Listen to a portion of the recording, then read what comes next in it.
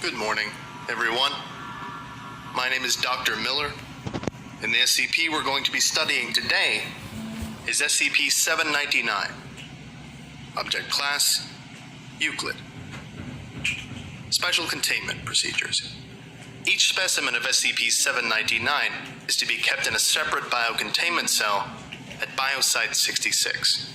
100 grams of dry brine shrimp is to be sprinkled over each object monthly. If this is not available, 500 grams of household dust will suffice.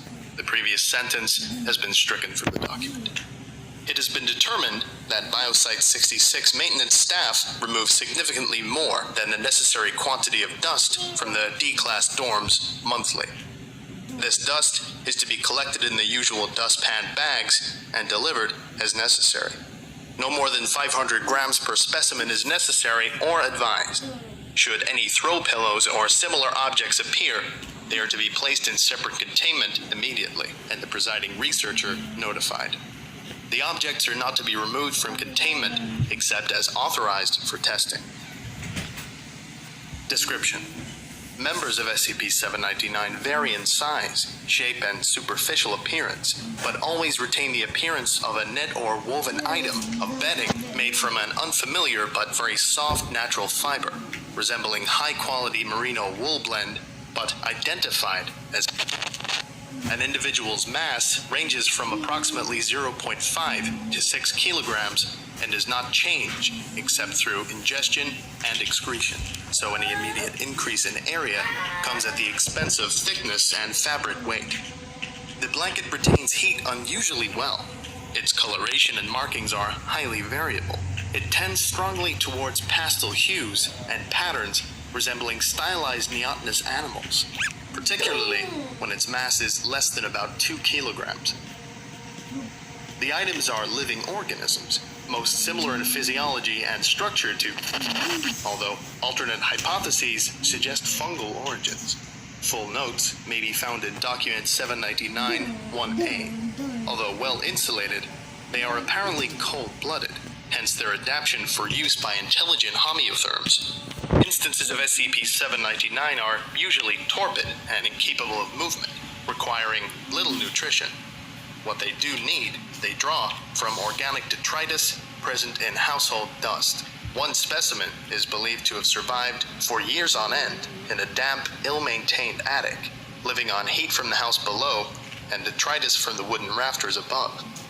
Excretion is minimal. Excreta resemble tiny, very dry.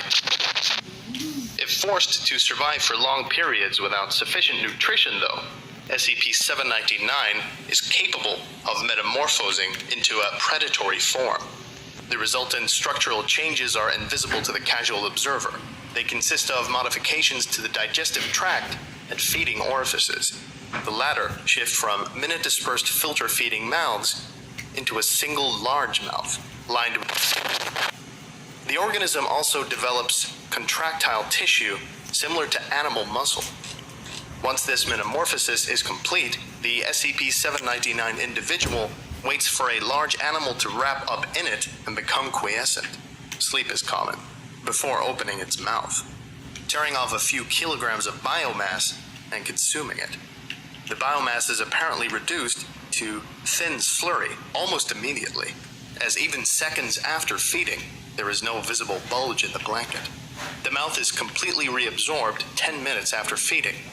At this point, no evidence of the blanket's nature is available except by X-ray or by observing the sudden increase in mass.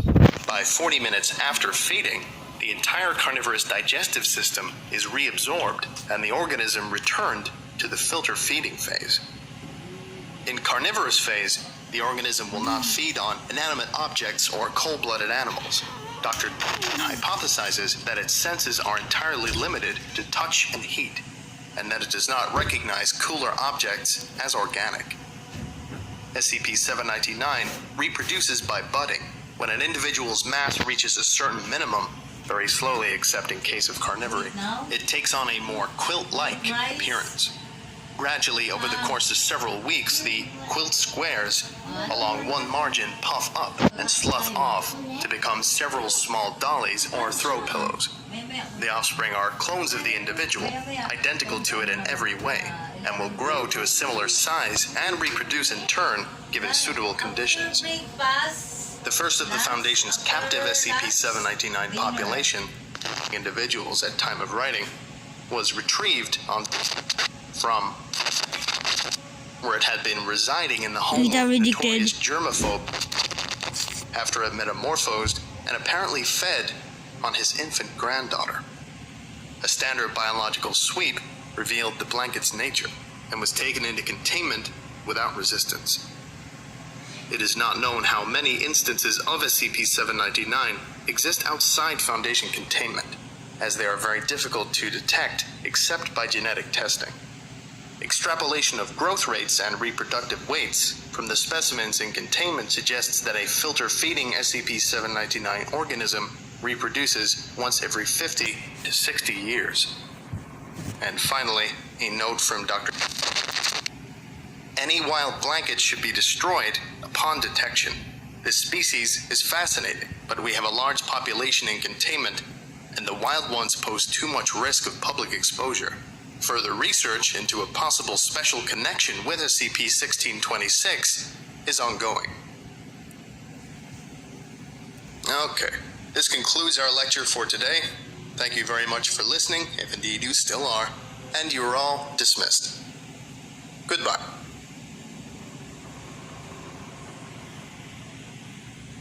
I would like to give a special thank you to Andre Bichert, Muslim Wookie, Jax Merrick, Pierce M. Hamlin, Austin Thomas Aldrich, Desmond Haskins, Dips McGee, Dr. Mortis, John O. Porter, Cody Tench, Tyver Ball, and Size 7 Actual.